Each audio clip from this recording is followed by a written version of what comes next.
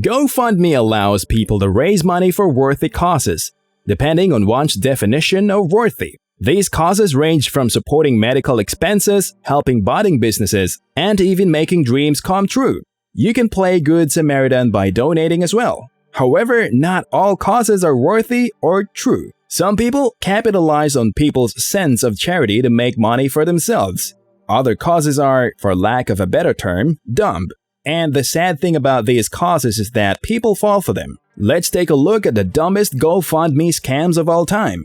Warning: this video may induce a lot of face palming. Viewer discretion is advised.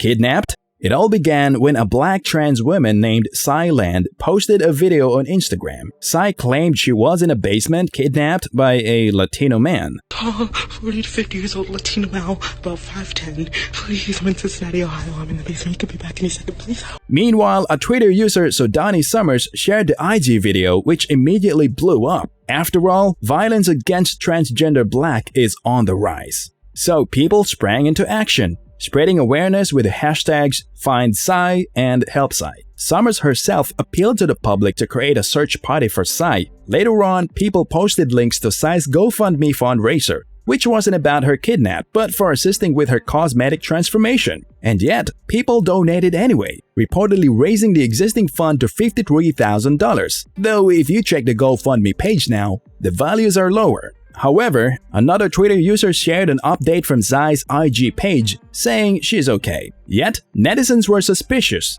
as Sai appeared to be under duress. They say that somebody could have forced her to lie about her situation. Others, meanwhile, are suspecting that Sai's kidnapping might be a sham. That theory was reinforced when a Twitter user, allegedly Sai's roommate, posted that Sai's disappearance was a lie. Her roommate's words, not mine. In her tweet is a screenshot of her conversation with Sai's roommate in Ohio. As it turns out, Sai recorded the basement video in her Ohio roommate's closet. Unsurprisingly, the netizens felt betrayed, especially Summers, who instigated the manhunt for Sai. What more for those who spent dollars donating to Sai's cause? Eventually, Sai posted an apology video admitting that the kidnapping incident was indeed a fake. She said that she did it because she wanted to feel loved and wanted to know how people would react. While she claimed she felt about it, she also noted that it wasn't a scam to boost her GoFundMe campaign. Traction, but to say that it's a scam is a really strong word. However, also said this. People are saying that I did this solely to boost traction for my GoFundMe, which, you know, in my subconscious was definitely there. It was definitely a thought of mine. And this. When people say that we're scamming, I think that's a very, very harmful thing. It was very harmful of me to do this. I do take complete and full accountability. There you have it. Somebody who faked her kidnapping to boost her fundraising campaign and to feel loved says she wasn't a scammer because she takes full accountability? So let's consult a dictionary and remind ourselves of what a scammer is. So, is she a scammer? I'll leave that for you to decide. Stuck in Atlanta.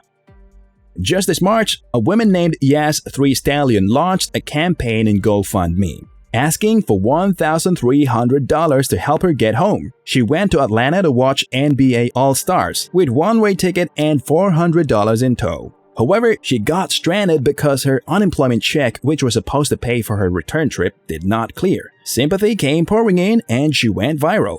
But with sympathy came head-scratching mixed with disbelief because, frankly, what Yas did was ridiculous. She should have stayed home. Even rapper Lil Yachty went ballistic.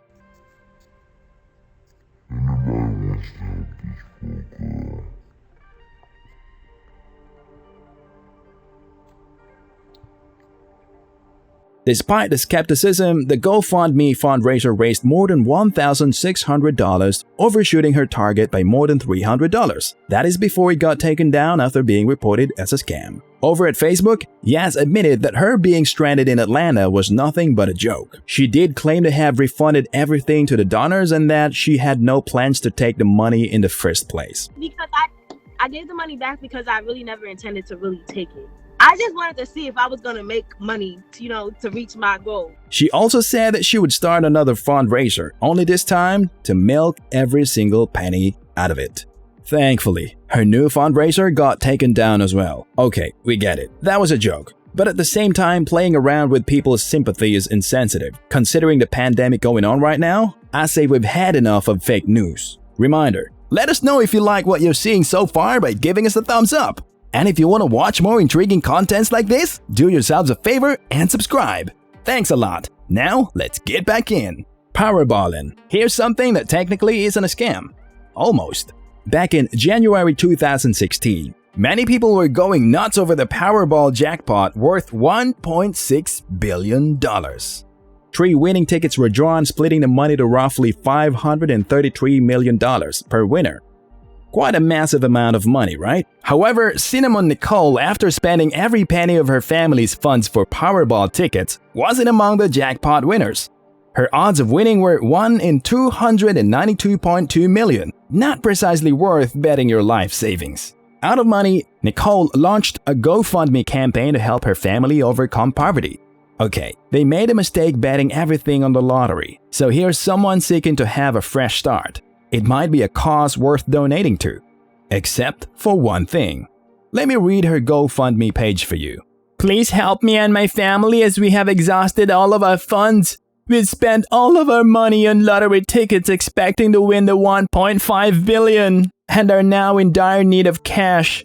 With your small donation of at least $1, a like, and 1 share, I'm certain that we will be able to pick ourselves up from the trenches of these lost and spend another fortune trying to hit it big again.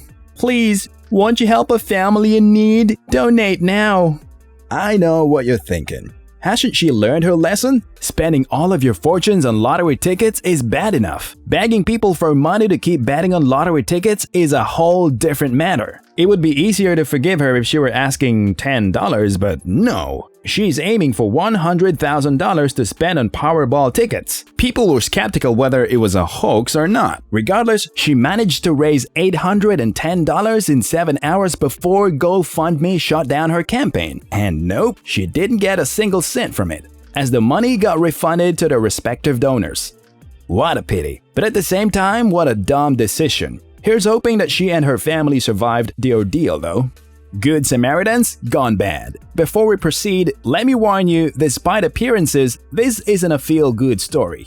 A woman named Kate McClure got stranded on Interstate 95 on her way to Philadelphia when her car ran out of gas. Meanwhile, Johnny Bobbitt, a homeless veteran, was doing his routine sitting on the side of the road while holding a sign. Upon noticing McClure's predicament, he volunteered to buy gas using his last $20. After the encounter, McClure and her boyfriend Mark D'Amico paid Bobbitt visits to give him gift cards, cash, snacks, and toiletries. Eventually, they created a GoFundMe page to raise $10,000 to move the homeless veteran into a new home. The story went viral, donations poured in, raising as much as $400,000, more than enough for Bobbitt to buy a new home, and they lived happily ever after. Just kidding. A few months later, Bobbitt sued the couple for withholding his funds. Out of $400,000 worth of donations, he allegedly received only $75,000 worth of cash and goodies, including a trailer and a used SUV. Bobbitt also claimed that the couple used the money to fund their lavish lifestyle, including buying a new car, vacations, and gambling. D'Amico confessed that he did gamble with some of the money but said he had already paid it back. Moreover, D'Amico alleged that they used their own funds for everything else. Also, Bobbitt wasn't off the hook either, as he allegedly spent $25,000 of the funds in 2 weeks, according to D'Amico. D'Amico also said that they would only give Bobbitt the money once he's drug-free since he had a drug habit in the past. Reportedly, his habit has relapsed and that he's back on the streets again, homeless. These allegations pushed the authorities to dig deeper, and boy, everyone's in for a surprise. As it turns out, the GoFundMe campaign was a scheme, and Bobbitt, McClure, and D'Amico were all in it. The story of Bobbitt spending his last $20 to buy McClure gas is a hoax. Eventually, all 3 of them were charged in court. In 2019, Bobbitt pleaded guilty to conspiring to commit money laundering, claiming that the story was indeed a concoction. According to him, he helped create the Good Samaritan story. D'Amico helped him open an account to receive the money, and McClure deposited the money. Speaking of McClure, she pleaded guilty to committing wire fraud but claimed that while the story was a hoax, she really set out to raise funds to get Bobbitt a new home. The amical pleaded guilty to 1 count of misapplication of entrusted property but was later hit with 16 federal charges including wire fraud, money laundering, and conspiracy offenses. Once found guilty, he faces a maximum sentence of 50 years in federal prison and $750,000 worth of fines. As for the other two, they got off lightly, sort of. Bobbitt was sentenced to 5 years in probation, while McClure may face prison time after 4 years. She's still awaiting sentencing. In the end, their scam got trumped by one thing: their own greed.